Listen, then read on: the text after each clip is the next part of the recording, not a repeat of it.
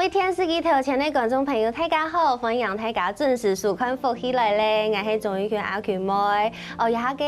后生人啊，也是讲斯坦人要动人都会去亲像个呀咖啡店嘛，去食咖啡，去变轻松一下。不过除了咖啡是一种选择以外，大家有想过，其实茶咩是一种清好的选择嘛？尤其像也下心中有一些拄唔掉咖啡因，故说有常时会选择来喝茶。不过喝茶大家有想过冇？要做得用一种清有气质、清香素、清文青的方法来喝茶。今本日节目当中就会来同大家来小介龙潭的一间茶行，非常嘅特别。谢谢大家来分享。今本日节目地度有请多位来宾来分享 ，Jenny 老师、庄慧文老师分享。大家好，我是庄慧文，今日咧请欢迎来到你个客家电视台。好，欢迎 Jenny 老师来到节目当中，真难得做得有请到龙潭的茶来小介到龙潭的茶厂嘛。其实一开始做嘛，刚会讲到，其实是茶妹做的是一件很文青的事情。真也可以看到 Jenny 老师nhà布卡给店美独红那整个装潢，给大家的感受是很不一样的。其实老师是茶行嘅天一台，人家爸爸係做茶天一台，阿姨係天一台，唔過你嘅店嘅中風，有一些咧，有點像顛覆大家對茶行的感覺，對不對？對，分享一下。其實我們本來就想要跳脫原本傳統茶行的一個既有印象，因為現在很多年輕人他可能想要接觸茶，可是他去到傳統茶葉店，他不知道怎麼選擇，不知道怎麼去不知道，然後會不知道怎麼開始，所以就有點斷層，等於說上一代跟這一代的喝茶就已經斷層。那我們想要我們的店更平易近人，更接近大家現在的審美觀，所以進來就很放鬆啊。那邊的照片有看到，對，就會進來就很放鬆，然後是個沒有壓力的一個空間的感覺，所以裝潢就會讓他覺得很舒適，然後讓他可以靜坐在裡面細細的品茶這樣子。哇，這個空間總共有幾層樓啊？它總共是第一層1層半，然後2樓的部分是大家可以坐下來喝茶的地方，然後也是我們上課程的地方。然後我們把店名等於說客座區放在2樓，是因為說我們不想大家能夠會打擾到他們，因為在1樓可能人來人往，可是到2樓的話，大家就可以安靜的品茶，然後可以自己有一個私密的空間的感覺，可以喝茶不會被打擾，所以才能夠真正好好細品茶葉。所以因為日本大家要這種點心的感覺，甚至好像還有用這個竹簾稍微隔着的區域，對不對？對，我們是有用那個隔柵，這樣稍微隔開起來，然後我們隔柵也是特別挑，就是請台灣特別的老師傅去做那個隔柵，所以那個隔柵會有些隱秘性，然後看起來整個店的裝潢是比較有氛圍跟氣質的，然後大家在裡面享受的話，可以真的是不被打擾。哇，我看到感覺懂兄弟，因為我 I 人很想要就是被隔絕起來，有對自己的小空間，就覺得1樓這樣子。1樓對1人可以去1樓，還外向的人啊，他同人搭做過的人做得去1樓，像我可能他中意點心的感覺，我就做得去2樓，這樣比較有私密空間感，好好的品茶的感覺。那來跟大家分享一下，其實你的茶，尤其是我看了你的 menu。你的 menu 跟我以前印象中看茶的 menu 其實不太一樣。對，這個茶除了有一些分類之外，類別裡面都還有編號。對，我不知道這個編號是什麼意思，但是這個是 Jenny 老師的自己的分類，對不對？對，其實台灣茶有茶開廠有分布一些不同的一些編號跟號碼，可是我們店內分類是不一樣的。我們根據茶葉的特色跟它的種類，把它編成5大類的茶葉。對，那我自己私心最喜歡的是0系列的，就是01到05這個系列，傳人系列。啊，有，對，這裡就有個人最喜歡的系列，包括我們等一下泡這個日系烏龍，還有晚點要喝的經典傳承，都是我個人私心最喜歡的。所以如果想要了解到 Jenny 老師喜歡的茶葉，就是看有這個0開頭的，就是你喜歡的茶葉，你推薦的茶葉。那大概有哪一些系列呢？你這5個系1、2、3、4、5個系列大概差別在哪裡？第一個系列是我個人私藏的系列，然後接下來還有清韻系列，清韻系列是屬於比較清香型的，就台灣人很習慣喝的高山清香型烏龍茶系列是在清韻系列。那單韻系列是我們把它分成，就台灣現在有很很多很棒特色的红茶，包括有一些拿小粒种的乌龙茶等等去做成红茶，所以台湾的红茶非常多种类，我们就把它放到单韵系列。那里面还有花草茶系列，是用台湾自己的花卉，因为台湾自己有生产很多的有机花卉，那我们不做进口的花卉，我们用台湾自己的花卉去熏制台湾的茶叶。哇！所以就是等于说它属于台湾自己本土的花草茶，完全不添加香精的。那墨茶这个系列是台湾现在大家很喜欢喝老茶，或是喝熟茶，或是对一些收藏老茶有兴趣，然后我们就会推荐墨茶系列。这个茶等于说，如果你带回家的话，可以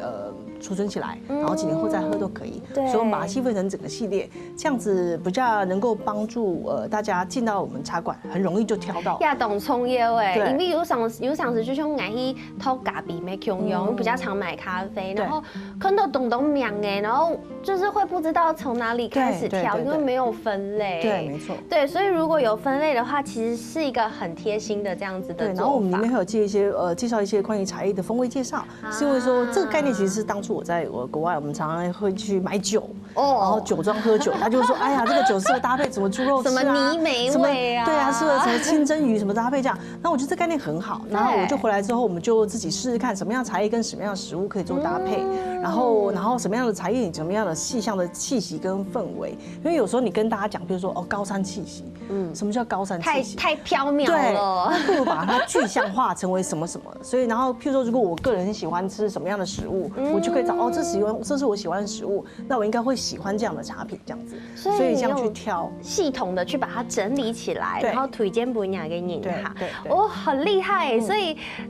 台湾爸爸粥茶，当然应该跟现在你经营是完全不一样的状态。对，但是其实泰嘎熊豆茶米一开始最直觉可能不会熊豆龙潭要不要收菜，可能会想到其他地方，像是什么新竹啊、苗栗啊。做在同泰雅讲一下龙潭的茶，龙潭茶它的以前最兴盛的年代大概是什么盛况吗？我们龙潭茶其实在2战之后的，那龙潭茶其实很多就是几十年、上百年的茶工厂，哇，那时候主要都是做外销，台湾做外销，那时候有生产红茶、绿茶等等，都是做大量外销，最远还要卖到摩洛哥去。我们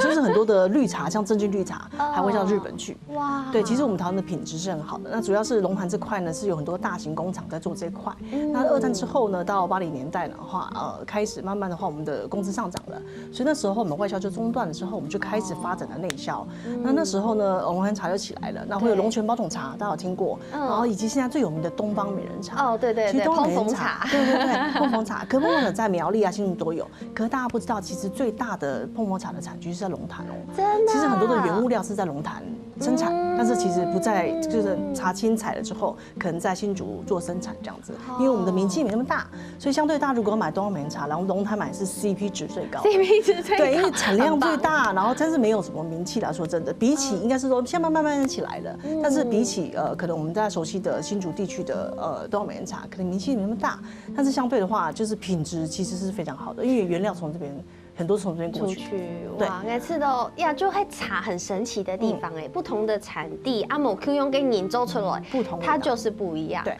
然后 Jenny 老师呀，他们可以是同爸爸来喝粥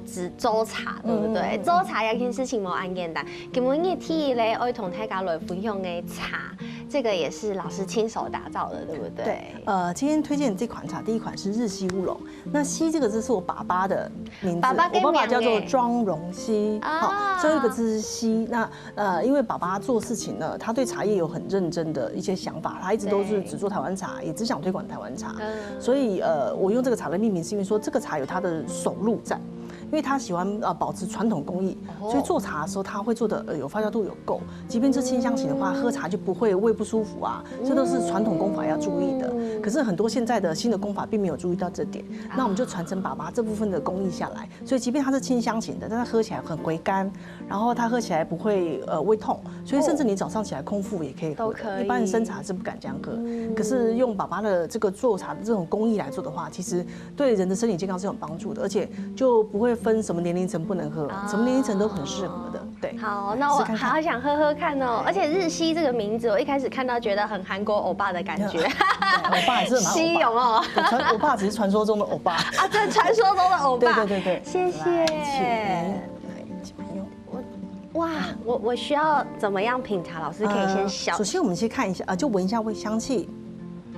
有淡淡的那种兰花花果的那种香气，对。然后我们再看茶汤色，基本上会带一点金黄翠绿的颜色。金黄色，对，它一点金黄色里面透点翠绿的感觉，因为是高山茶的，它有一个特色在这边。然后有淡淡的那种兰花香气，然后我们慢慢喝，然后喝完之后再闻一下杯底的香气。喝完再闻杯底，因为它的糖香气会着附在杯底，所以会很香啊。我的第一口就觉得好惊艳，好清爽哦！而且呀茶其实。刚刚太刚有看到，这是我们节目可以是以前老师就已经先泡好哎。对，我其实不是喝最烫的时候，对。但是佢就算按用温度降下来过后，加个无量的香味，然后它不是完全不涩不苦，不重，就是一个悠悠香香的香味。对，然后喝完之后，整个口腔是充满了很浓郁的花香。然后它慢慢喉咙会开始回甘，感觉整个甜度会包覆在你的喉腔这边，是很舒服的。所以这是传统功法，所以可以保存的特色在这边。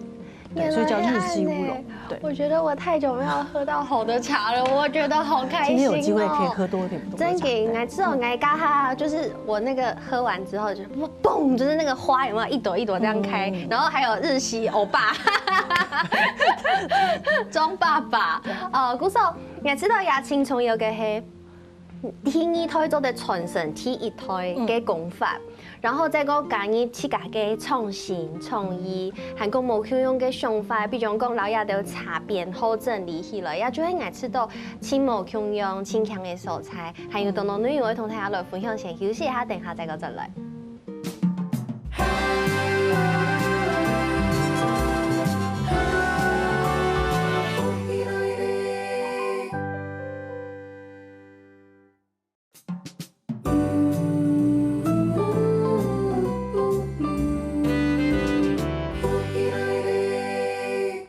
好，歡迎大家又轉到富喜來咧，我係鍾永權阿權妹。今日嘅節目當中同大家來紹介龍潭嘅茶，係個今日咧來賓係 Jenny 老師哦，係做茶嘅天二胎，對不對？天二胎研究嘅天二胎嘅手工工藝，再個加自家嘅創新，係個自家嘅能力，有冇佢用嘅做法，也佢嘅點嘅本一種輕鬆輕鬆嘅感覺。啊，加下面有識到老師結合自家爸爸嘅手法。重新再個自家打抽出來嘅日系烏龍，對，很好喝。但是我就董兄會底下上來茶，用慢來泡。今日我們請這個有德國亞洲茶泡茶冠軍的老師來同大家分享一下，按用就像樣旁這樣子比較基礎的設備，還是可以泡好茶的，對嗎？可以，因為在家裡基本上大家會有個茶壺啊，然後杯子啊、公道杯等等，就是最基本的一個茶具組這樣子。那基本上大家問我說，我的水溫要放多少，我茶要放多少，那我到底要幾分鐘把它倒出來這件事情？對，大家常會問這個，可是前提是你可能要告訴我你家裡泡的是什麼茶葉。那今天我們來示範一個，就是它是台灣最經典的一個中度烘焙的烏龍茶。那為什麼挑選這個茶葉呢？其實在家裡大家也可以試試看看，甚至可以讓小朋友試看看，因為這個茶泡茶基本上失敗率極低。好，只要你有手，應該就可以泡得好。對，然後唯一別的要求的話，就是它第一泡的話一定要滾水，因為它是顆粒型的，所以大家如果看到一顆一顆球形的，第一泡一定要用100度的水去沖。然後之後就不用100度了，因為之後它就慢慢打開來就不需要了。可第一泡一定要滾水去沖。那第一泡是要喝的嗎？第一泡的話，大家你可以選擇喝，也可以選擇不喝。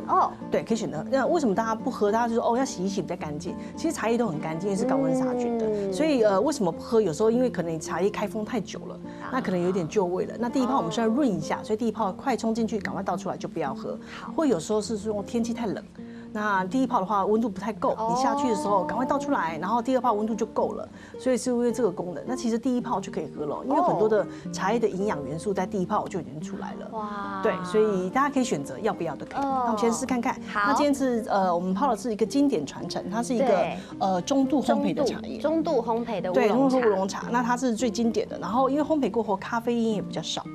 咖啡因比較少。那我們就第一泡示範一下，第一泡不要，一點點，好，一點點，然後趕快蓋起來就倒出來咯。因為這是不要的，我們不要，就潤一下茶葉這樣子，然後順便把我們的公道杯啊、杯子啊溫度提高，所以像冬天喝的時候會覺得入口的溫度會比較室溫，比較不會涼這麼快。對，然后第二冲泡。那制茶量呢，球形的基本上像这样壶是属于比较标准型的，对，基本上我们放的量大概就是50元硬币。50元硬币的范围，对，大概这个壶，或者是你抓这个壶底的大概1/3或是1/2左右，这样就够了。这样就够，因为台湾茶基本上高海拔，一个叶子打开就是1片、3片、4片叶子了，所以基本上已经很够了。有上次按用泡太多啊，大可乐给时间，我摘全部就会茶叶，就太浪费了。对，所以就不用太多。然后我们第一泡静置时间，大概我们就抓1分钟。大家就是事先看看，因为其实是很好玩，所以我说让小朋友玩，就是因为说小朋友泡的时候，你会觉得小朋友泡的很好喝，有个孝心在，然后小朋友有成就感，因为大家喝起来就我泡的一定是最好喝的，所以大家可以放下手机，大家这就在餐桌旁，然后让他去试这个烘焙型的茶叶去冲泡，基本上就没有太大问题，浓一点更好喝，淡一点也很甜，也很甜，对，所以它比较不考验手法。对，所以我建议大家在家里的话，有时候聊天聊嗨了，忘记时间的时候，这个茶就很适合拿来使用。那比较危险的是什么？就刚才那个日期，清香型的就要很注意时间，不然容易就把茶叶泡苦涩。那这个话就没有这个问题。清香型的要小心，对，小心。像这种传统型的烘焙型的话就不用太担心。对，烘焙型的好记下来了。冲点有泡一个诶，按用嘅茶蜜。就是比较好操作的，对，好，看看，哇，好棒哦！看看，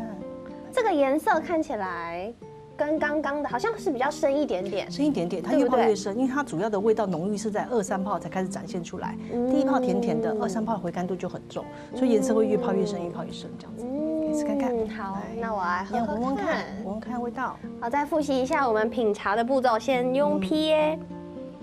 有没有不一样？不一样，它都有点甜甜的味道，它比较厚一点点。对，我们在形容的时候，因为有时候我们在味蕾感官在说的时候，它就比较有那种坚果的香气，烘焙过后的那个焦糖香、坚果香就会散发出来，所以味道就层次就不一样了。几张囤到迄个时间会有红桶有一点点蜜的味道，蜜香的味道，然后回甘度会更强烈。然后因为烘焙过后咖啡因比较少，所以很适合如果担心睡不着的问题的人。可以喝这个茶，因为在傍晚喝你也不会有睡不着的状况跟问题。我觉得刚刚那个如果是就是花的背景，现在可能就是松树啊，比较木头沉稳的感觉。对，没错，是这种味道，很棒哎。所以像暗涌的茶也是店里的另外一种类型的茶。对。那Jenny 老师跟大家分享一下，雅布卡给茶蜜啊，因为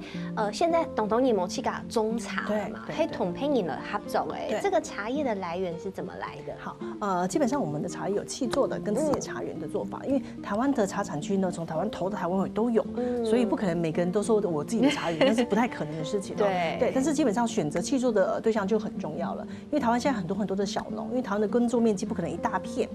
所以很多的小农，我们要选择的话，基本上一定是环境友善的，不可能都是有机，因为台湾的农田土地太小了，有时候没办法太有效的做有机，所以你做有机的时候反而。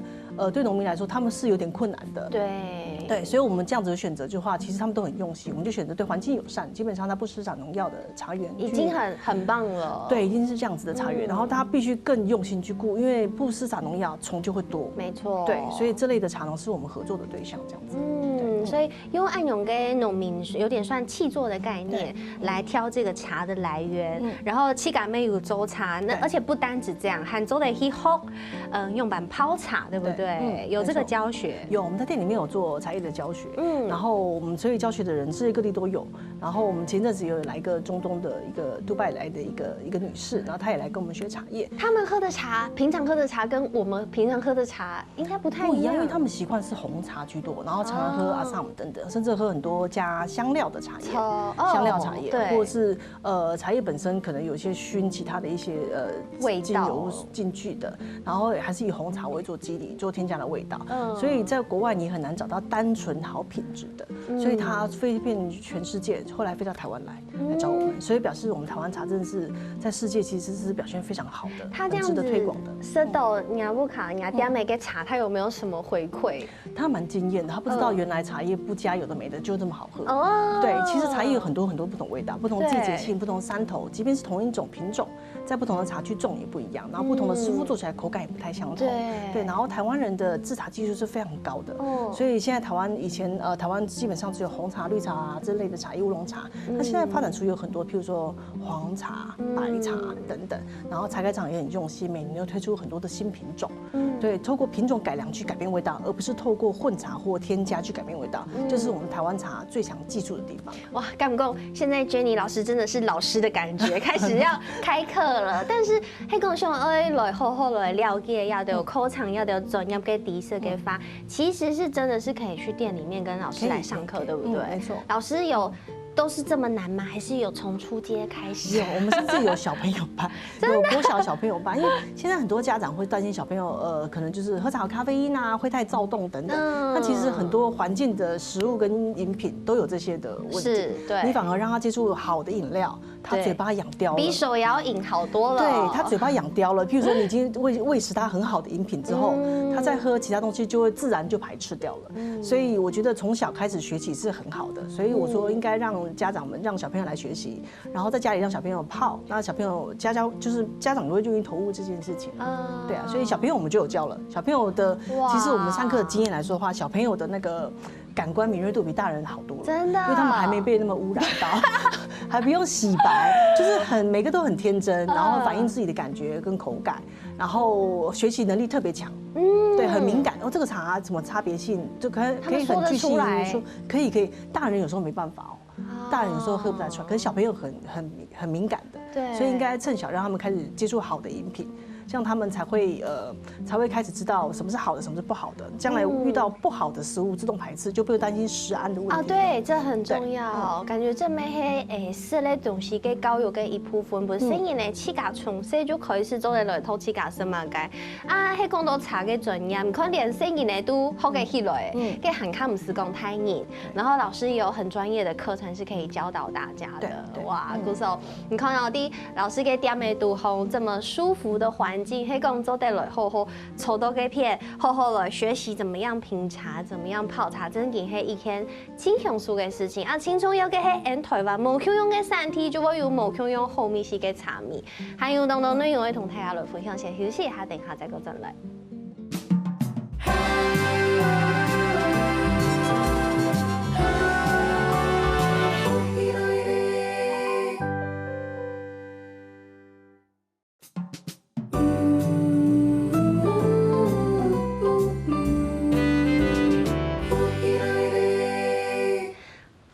大家又真到福起來咧，我係鍾意權阿權妹，今日節目當中同大家來分享龍潭嘅茶。Jenny 老師同用心同大家來分享，佢自家同貼片咧，要有對茶嘅感受，然後我覺得把它有一點系統化的方式，不然像我用唔係真正懂了嘅茶人，做得輕鬆片就做得偷到自家中意嘅茶嘅，所以也輕鬆要。係講唔單止按呢，老師還為到亞下嘅人啊，可能有冇共用嘅時球，冇共用嘅器具，還開發了不一樣的色茶嘅風色。我看到一個很酷的，叫做醒酒器泡茶。這個是怎麼執行？它基本上我們用冷萃茶，冷萃茶咖啡因比較少，所以可以喝到茶葉本身的一些很雅致的、很淡雅的一個氣息在這邊。那我們用醒酒器呢，希望它因為醒酒器嘛，希望它的那個效果、那個香氣可能能夠聚在一起，能夠醒發出來。所以透過醒酒器的話，外觀上大家看起來就會有一個驚豔的感覺，然後看起來就像在喝酒、品酒的感覺。那其實也可以用品酒的方式去品這個茶葉。所以我們用醒酒器的方式呢，讓大家去喝茶，然後搭配像 whisky 杯，然後我們用大塊的球冰，那融化比較慢，所以在喝酒的感覺你會覺得很有質感，喝茶的感覺很有質感，像在喝酒一樣的。所以它也是冷泡，它是冷泡茶，冷泡之後，然後在醒酒器裡面，對，茶葉就放在裡面嘛，沒有，只有茶湯類，對。借由醒酒器它的特色去讓茶跟米稀有一些能夠飄散出來，然後我們在喝的時候用酒器的方式去喝的話，喝起來茶湯會更清爽，跟傳統茶杯是不一樣的，是會更清爽、更乾淨的感覺，然後層次感會更分明，所以大家喝的時候會比較簡單去了解這個茶有什麼香氣啊，什麼這樣的一個層次這樣子。所以這樣醒酒器是適合冷萃型的茶葉，對，冷萃茶葉。然後睇下喺功夫卡有給發，嘟後有給發，或許也可以試試看。對，酒器都適合拿來盛裝茶葉。哦，原來會按誒。但是如果我們家真的沒有那麼高級，什麼都沒有，你就像马克杯，然后马克杯总有了吧？有。但是马克杯基本你付去卡拉 OK 就会会像 Jenny 老师同台甲讲，台甲不卡都有诶，甚至连租屋族、套房族就听说会以为一类马克杯里面有适合给泡给茶米，对不对？有。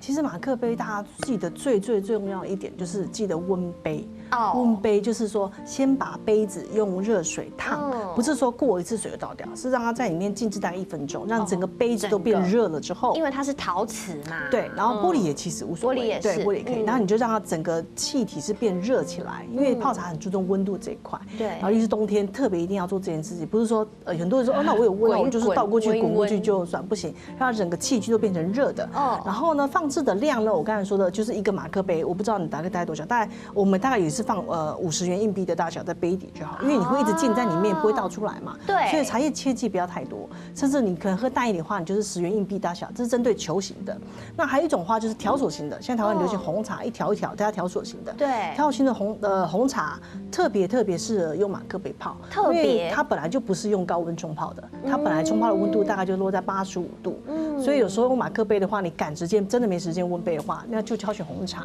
红茶放进去都要一小撮，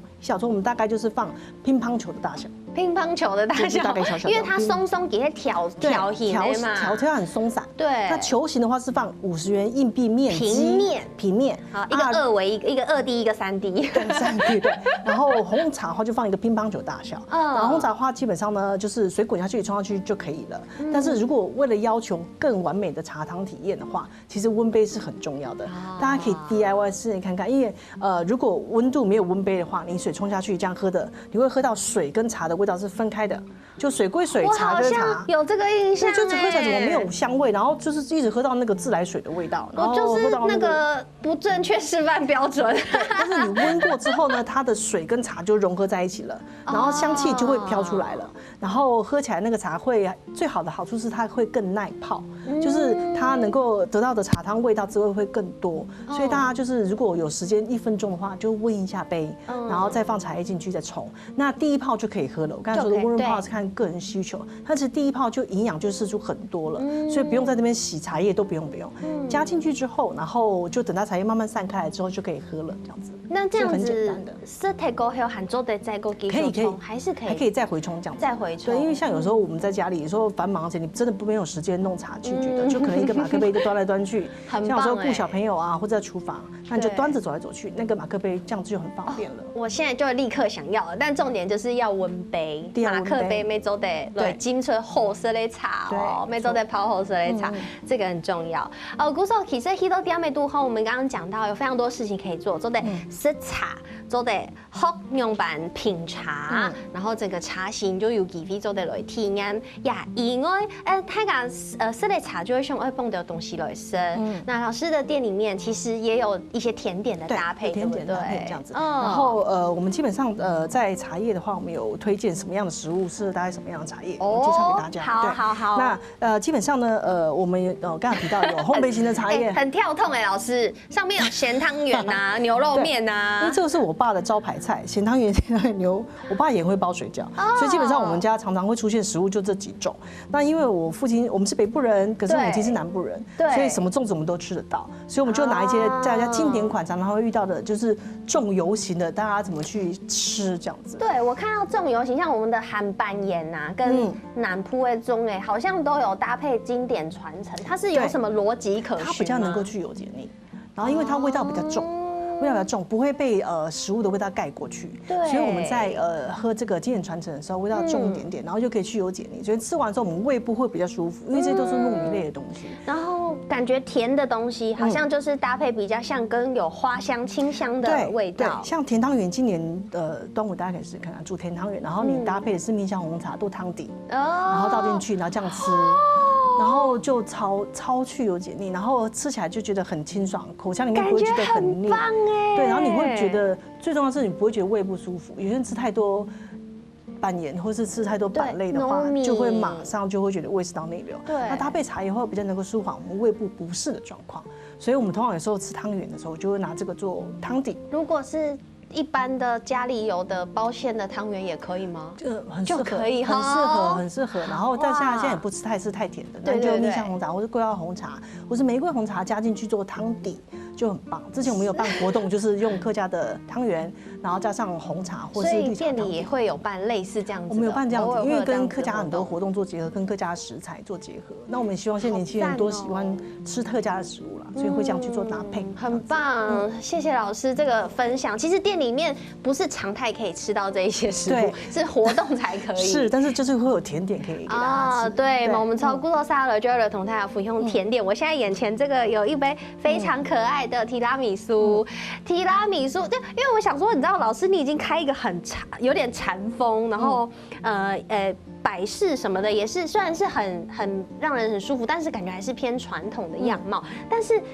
你搭配的甜点竟然是提拉米苏，对，因为现在人其实饮食蛮西化的，对，所以其实年轻人吃甜点也是吃蛋糕、吃这类的甜点，所以我们会让大家更能够接受，其实茶是很百搭的，所以就会把甜点引进，就是大部分都是用西式的甜点。它这个提拉米苏比较特别，就是它里面一般都是用咖啡酒在里面，对，那我们是用自己特调的茶酒，去做浸泡这个里面的那个 Lady Finger 这一块，所以里面吃到那个酒香是来自于茶酒，它上面的是可可粉，最重要是我们加了台茶18号红玉有肉桂跟薄荷的味道，所以你吃可可就不会很腻。就吃完之后我们很建议就是希望他吃完口腔整个是干净的、很清爽的，所以基本上酒香是茶香，然后上面的可可粉又有红茶，对，但是就是酒味比较浓，小心。这个提拉米苏是我近期吃到最好吃的提拉米苏，因为真言董浩生雅烘甜点，它就是有酒。然后有个蛋糕，或有个可可粉，这都是我最爱的元素，还有跟奶香的结合。对，但是有的真的它甜，它那个不过边州加茶落去之后，我觉得超级有特色，就比较不会那么腻了。对，不会太甜。这个是一车都点美都色的都会，还是季节限定？在店里面都吃得到这个，可是因为我们店里面就是因为都是我自己做的，所以就是我们看当天我们想做什么，我们就会做什么。但基本上几款甜点是固定，像提拉米苏的话蛮受欢迎的，而且它跟红茶很搭配，因为跟我们台湾的台茶18号这款茶是非常搭配的，所以我们店里面基本上固定会有这款的甜品。提拉米苏还有其他的甜点吗？有啊，有司康啊，有起司蛋糕等等，那就通常都会搭配现在当季有什么样的水果，我们做什么样的水果的甜点这样子。然后最重要的是亚哈泰嘎扣呢有送礼的需求，像我顺通亚黑一直常态都会有的礼盒，对，一直常态会有的礼盒，对，没错。泰嘎妹做得来好。其实我吃到真嘅，我去到店美杜烘，好好去跟老师聊聊，因为茶嘅艺术真嘅太多诶，茶嘅专业真嘅太沉美，我要好好去面对面去体验，自己去品尝，然后听老师解说，当做在有完整的感受。故说今日谢谢 Jenny 老师来到节目当中来分享这么多知识跟这么多台湾茶的好美食，大家没有好好来支持台湾自家的茶米哦，希望大家嘅舒康休息。等下共下来做运动哦。大家知道有节目好看无啊？我记得啦，我来福喜来嘅免数轻站，韩国客家电视台嘅 YouTube 频道，咪记得我来轻站听嘅韩国亚样片嘅链接啦，记得我分享出去哦。